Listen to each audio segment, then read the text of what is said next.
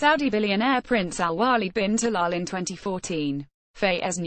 Getty Images Istanbul, Saudi authorities arrested royal family members, sitting cabinet ministers and former government officials in an extraordinary purge on Saturday that reportedly included the arrest of Prince Al-Walid bin Talal, a billionaire investor who owns major stakes in such companies as Twitter and Citigroup.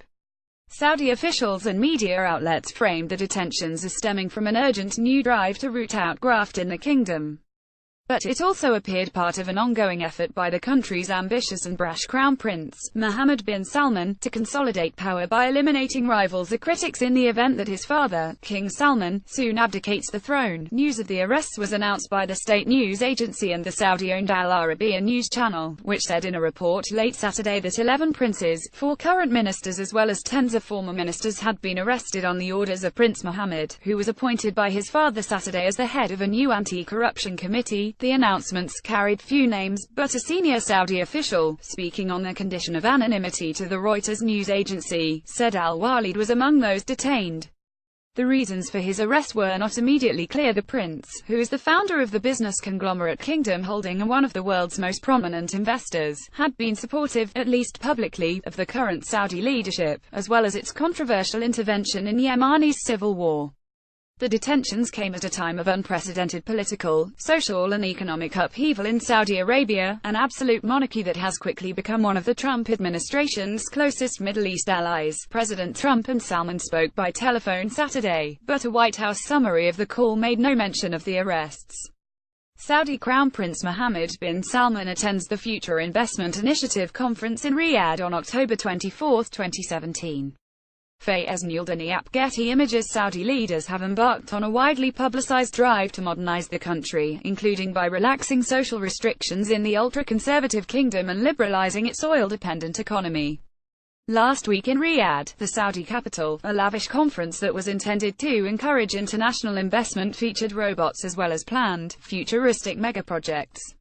In tandem with the reform drive, the leadership has sidelined potential challengers from rival branches of the royal family and cracked down on dissidents, arresting dozens of people, including clerics, in the past few months alone. The officials detained Saturday included Prince Muttab bin Abdullah, the head of the elite Saudi National Guard and a favored son of King Abdullah, who died in 2015 and was the predecessor of the current king. The measures are seen as easing the path to the throne for the 32-year-old Crown Prince, the steward of the domestic reforms as well as the architect of an increasingly muscular and confrontational Saudi foreign policy that has prioritized combating the influence of Iran, the kingdom's arch-rival. In the past few years, Saudi Arabia has led a military campaign in neighboring Yemen against a rebel group that Saudi officials regard as an Iranian proxy force. The war has killed more than 10,000 Yemeni civilians and is effectively a stalemate. On Saturday, the rebels, known as the Houthis, fired a ballistic missile that reached Riyadh in their deepest strike yet inside Saudi territory.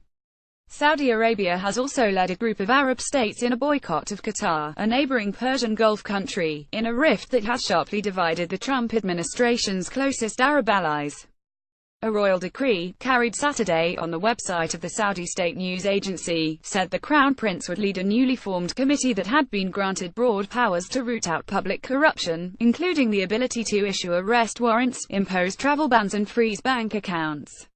Sheikh Saad al-Mojeb, the Saudi Attorney General, said in a statement Sunday that the accused would retain full-level privileges relating to their personal and private property, including funds, responding to reports that the detainees were being held at the Ritz-Carlton Hotel in Riyadh. Marriott International, the parent company, said it was currently evaluating the situation at the hotel. As a matter of guest privacy, we do not discuss the guests or groups with whom we do business or may be visitors of the hotel, the statement said.